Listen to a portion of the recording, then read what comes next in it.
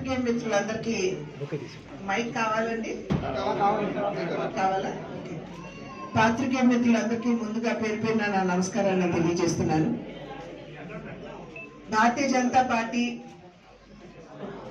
సాధారణంగా భారతీయ జనతా పార్టీ రాజ్యాంగంలో కావచ్చు, అదేవిధంగా ఆన్వాయితీగా కూడా కావచ్చు, 6 నెలలకు ఒక్కసారి కొత్త సభ్యత్వం చేయడం అనేది 6 సంవత్సరాలకు ఒకసారి ఇది పరిపాటిగా కొనసాగేటువంటి కార్యక్రమం. మధ్యలో 3 సంవత్సరాలకు ఒకసారి కొంతమంది కొత్త సభ్యుల్ని యాడ్ చేయడం అనేది పరిపాటిగా జరుగుతూ వస్తున్నటువంటి విషయం. 2014వ సంవత్సరంలో మొట్టమొదటిసారిగా అప్పట్లో జాతీయ అధ్యక్షులుగా అమిత్ షా గారు ఉన్నటువంటి సందర్భంలో వారు కొత్తగా ఆన్లైన్ మెంబర్షిప్ ని వారు అప్పుడు ప్రవేశపెట్టడం జరిగింది. అది మాత్రమే కాకుండా 6 నెలల కాలం కార్యకర్తలందరూ కింద క్షేత్రస్థాయిలో గట్టిగా పనిచేసినటువంటి సందర్భంలో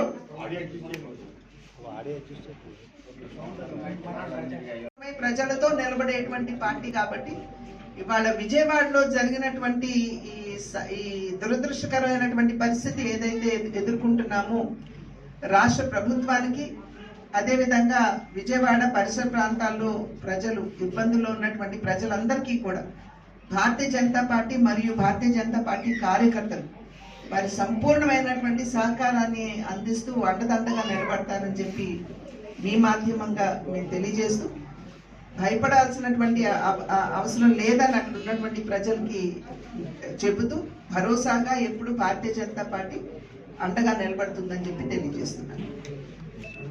కార్యకర్తలందరూ నిబద్ధతతోటి అంకిత భావంతో పనిచేసినటువంటి సందర్భంలో యావత్ భారతదేశంలో 11 కోట్ల సభ్యుల్ని అప్పట్లో నమోదు చేయడం జరిగింది.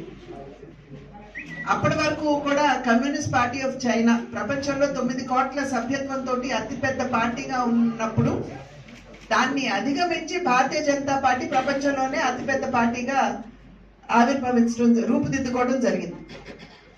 ఆ తర్వాత తిరిగి 2019వ సంవత్సరంలో తిరిగి ఏదైతే మధ్యంతరంగా చేసేటువంటి సభ్యత్వ కార్యక్రమం ఉంటుందో దాన్ని కార్యకర్తలు చేపట్టారు. అప్పట్లో కూడా 3 నెలల పాటు పనిచేసినటువంటి సందర్భంలో అదనంగా ఒక 7 కోట్ల మంది కొత్త సభ్యుల్ని పార్టీకి యాడ్ చేయడం జరిగింది. అంటే అంతకు ముందు జరిగినటువంటి 11 కోట్లు, తర్వాత జరిగినటువంటి 7 కోట్లు, 18 కోట్ల సభ్యత్వం ఇవాళ యావత్ భారతదేశంలో భారతీయ జనతా పార్టీకి కలదు. అదేవిధంగా 2014లో ఆంధ్ర రాష్ట్రంలో కార్యకర్తలందరూ మార్కెట్ ప్లేస్లు కావచ్చు, రైల్వే స్టేషన్స్ కావచ్చు, ఎక్కడైనా సరే 10 మంది కనపడ్డారు అంటే అక్కడికి వెళ్ళి పార్టీ గురించి వాళ్ళకి తెలియజేస్తూ వాళ్ళ అవగాహన పెంచుతూ ఎందుకు భారతీయ జనతా పార్టీ దేశానికి అవసరమో తెలియజేసినటువంటి సందర్భంలో ఆంధ్ర రాష్ట్రంలో కూడా దగ్గర 28 లక్షల మందిని అప్పట్లో 2014లో సభ్యులుగా చేర్చడం జరిగింది. తిరిగి 2019లో కార్యకర్తలు ముందుకు వెళ్ళినటువంటి నేపథ్యంలో ఒక 7 నుండి 8 లక్షల మందిని అదనంగా యాడ్ చేసుకోవడం జరిగింది. ఇప్పుడు భారతీయ జనతా పార్టీ లెక్కల ప్రకారం చూసుకున్నట్లయితే సభ్యులు 38 లక్షల మంది ఆంధ్ర రాష్ట్రంలో ఉన్నట్టు లెక్క. అయితే తిరిగి ఇవాళ ఈ సంవత్సరం ఏదైతే నేను ఇందాక చెప్పానో సమూలమైనటువంటి సభ్యత్వ కార్యక్రమం నిర్వహించాలి. సెప్టెంబర్ 2వ తారీఖున నరేంద్ర మోడీ గారు సాయంత్రం 5 గంటలకి ఈ కార్యక్రమాన్ని వారు ప్రారంభించడం జరిగింది. మొట్టమొదటి సభ్యత్వం నరేంద్ర మోడీ గారు తీసుకోవడం జరిగింది. అంటే సాధారణంగా అందరూ అనుకోవచ్చు, ఆల్రెడీ ఆయన భారతీయ జనతా పార్టీ సభ్యులే కదా, కార్యకర్తే కదా, మళ్ళీ ఇప్పుడు కొత్తగా కార్యకర్తగా సభ్యత్వం తీసుకోవడం ఎందుకు అని. నేను ఇందాక అన్నట్లుగా సమూలంగా అందరూ కూడా సభ్యత్వం చేయవలసినటువంటి నేపథ్యంలో సెప్టెంబర్ 1వ తారీఖుతో ఎవ్వరూ కూడా భారతీయ జనతా పార్టీ సభ్యులుగా ఉండరు.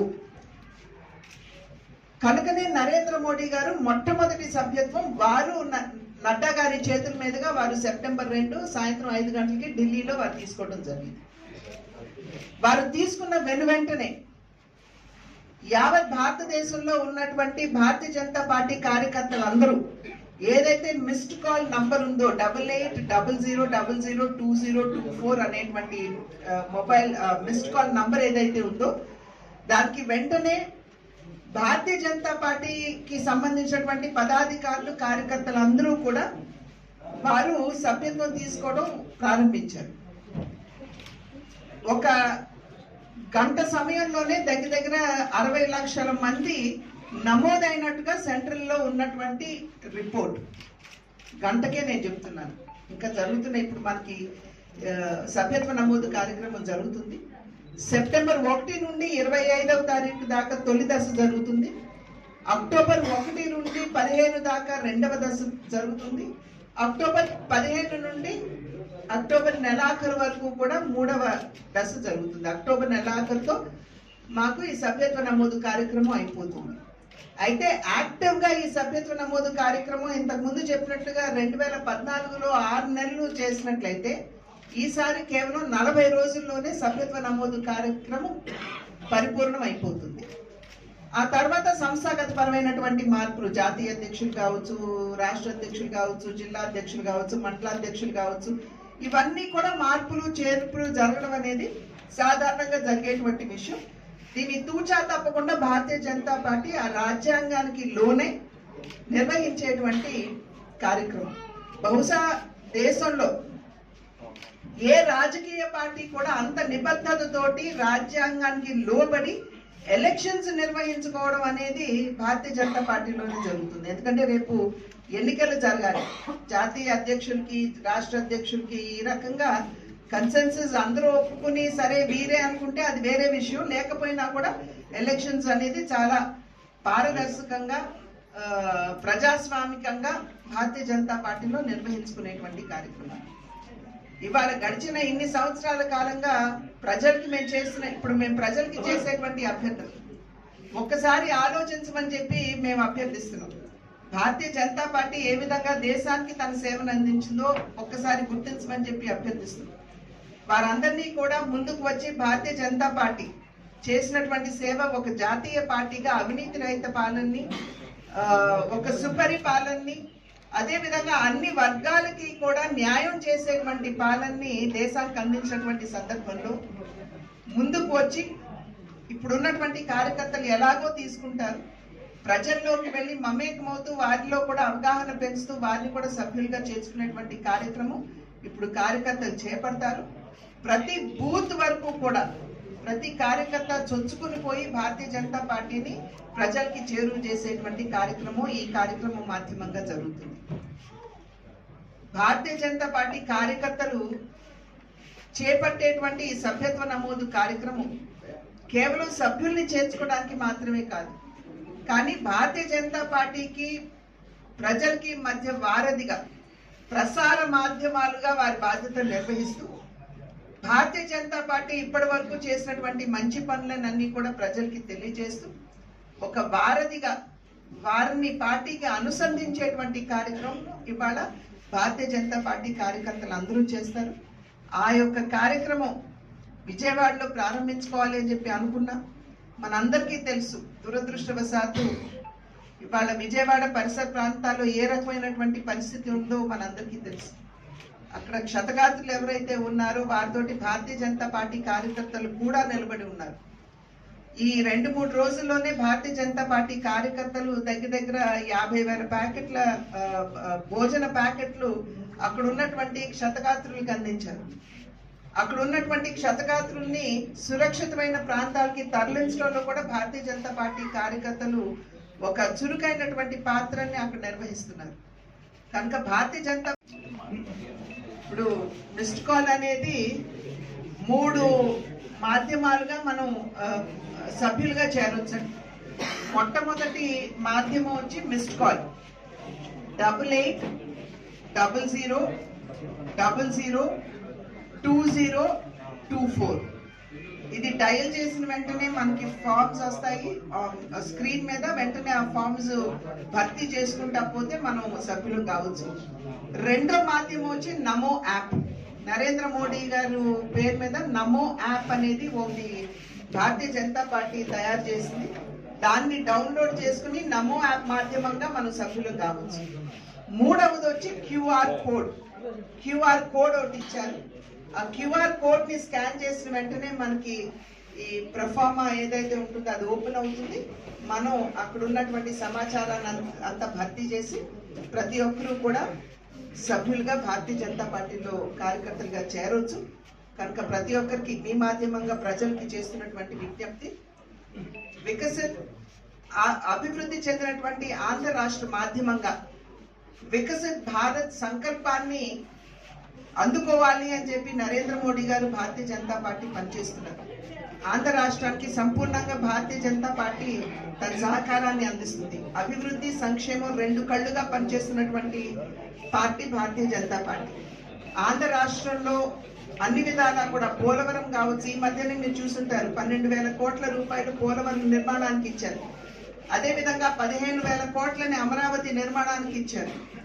మరి ఇక్కడ జరుగుతున్నటువంటి అభివృద్ధి కార్యక్రమాలన్నింటికీ కూడా రైల్వే జోన్ కూడా ఇవాళ ఇంతకు ముందు ఉన్నటువంటి ప్రభుత్వం ఏదైతే సరి అయినటువంటి ల్యాండ్ ఇవ్వలేదు, ఇప్పుడు చంద్రబాబు నాయుడు గారు నాయకత్వంలో ఉన్నటువంటి రాష్ట్ర ప్రభుత్వం ఆ భూమిని ఇవ్వడానికి వారు ముందుకు వచ్చారు. కనుక అది కూడా మనకి తీరిపోయింది.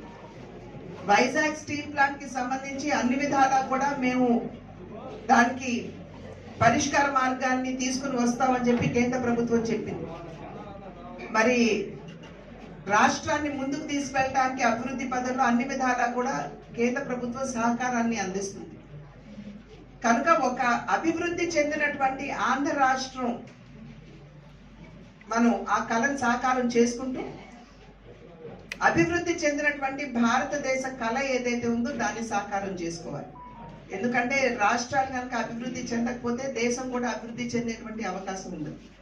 కనుక ఆ రకంగా అభివృద్ధి చెందినటువంటి ఆంధ్ర రాష్ట్రం మాధ్యమంగా మనం వికసిత్ భారత్ కళని సాకారం చేసుకోవాలంటే మీరందరూ కూడా ప్రజలందరూ ఆలోచించి ఖచ్చితంగా భారతీయ జనతా పార్టీలో పెద్ద సంఖ్యలో సభ్యులుగా చేరతారని చెప్పి నేను విశ్వసిస్తున్నాను.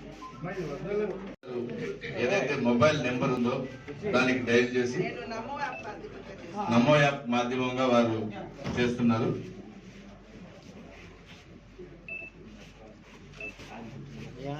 నమో యాప్ మాధ్యమంగా వెళ్తున్నారు. మొబైల్ నంబర్ ఫిల్ చేయాలి. ఫిల్ చేసాము.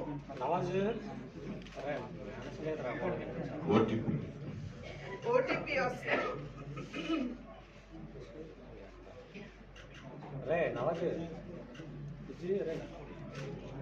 సైడ్లో కండి రా, కొంచెం చెవిడేట్రా మీరు చెవిడ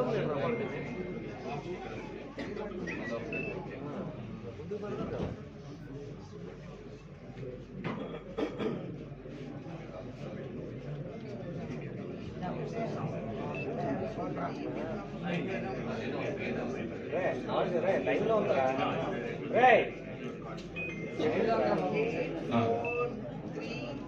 లైవ్ లో ఉందా? నీకుంటా తెలుసు అలాగే. ఓటీపీ కంప్లీట్ చేశానంటే నేను మెంబర్ అయ్యానండి. నా కార్డ్ ఆల్రెడీ వచ్చేసింది. అది ప్రింట్ అవుట్ ఒక నిమిషం వస్తుంది మేడం. దాన్ని నేను డౌన్లోడ్ చేసుకోవచ్చు. అట్ ద సేమ్ టైం కావాల్సిన వారితో షేర్ చేసుకోవచ్చు. So I'm officially Bharatiya Janata party. అది ప్రింటింగ్ చేశారండి. జీవన్ గారు కూడా చేశారు. కాశీ విశ్వనాథ్ రాజు గారు కూడా ఇక్కడ ఉన్నటువంటి వాళ్ళందరూ కూడా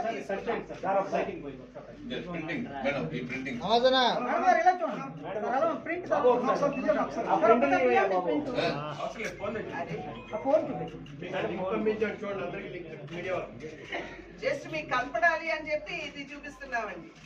కొంచెం డౌన్ చేయండి. ఓకే మేడం ఒకసారి మొబైల్ కూడా మేడం ఒకసారి మొబైల్ కూడా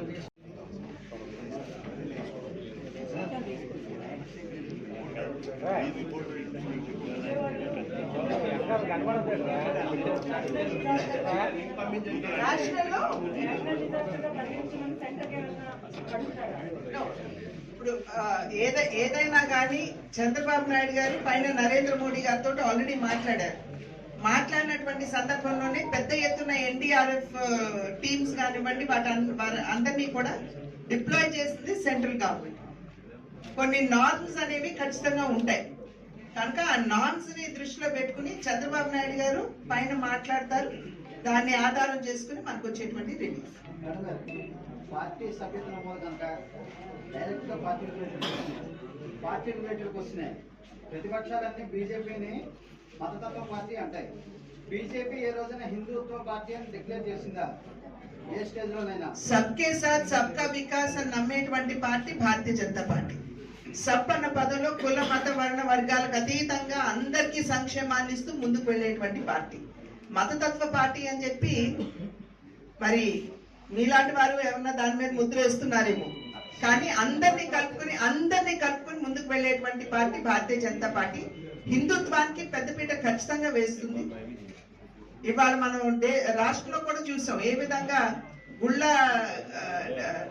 ధ్వంసం జరిగిందో మనందరికీ తెలియనటువంటి విషయం కాదు కదా. అటువంటి చూస్తూ ఊరుకోం కదా. ప్రతిపక్షాలు అనేవి మతతత్వ పార్టీ, హిందుత్వ పార్టీ అని బీజేపీ ముద్రేశారు. అది వారి ఇష్టం అండి. కానీ మేము చెప్పేది మేము సబ్కే సాత్ సబ్కా వికాస్ అంటూ అందరి సంక్షేమాన్ని ఆకాంక్షిస్తూ ముందుకు వెళ్ళేటువంటి పార్టీ మాది. హిందుత్వాన్ని పరిరక్షించుకునేటువంటి పార్టీ కూడా భారతీయ జనతా పార్టీ. డిక్లేర్ చేయడం ఏముందండి? సబ్కే సాత్ సబ్కా వికాస్ అంటున్నాము. పార్టీ స్లోగన్ సబ్కే సాత్ సబ్కా వికాస్. అంత్యోదయ మా మూల సిద్ధాంతం. అంటే సమాజంలో అందరికీ సంక్షేమాన్ని అందించాలని. దీంట్లో హిందువులు, ముస్లింలు, సిక్కులు, ఇసాయిలు ఎక్కడి నుండి వస్తారండి? అందరికీ సంక్షేమాన్ని అందిస్తాం. అట్ ద సేమ్ టైం ఈ రకంగా గుళ్ళ మీద ఎక్కడన్నా దాడులు జరిగినా ఏదైనా పరిరక్షించుకోవడానికి మేము ముందుంటాం. ఏదైనా సరే అన్యాయంగా ఎవరి మీదకి పోయేటువంటి పార్టీ భారతీయ జనతా పార్టీ కాదు.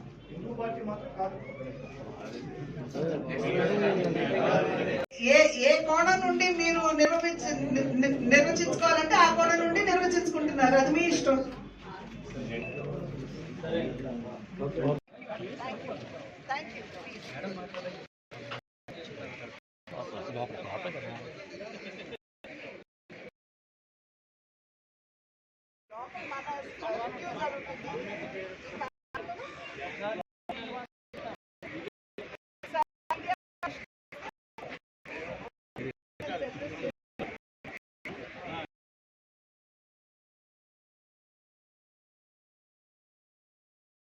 Thanks for watching. Please subscribe our Spy News Live channel.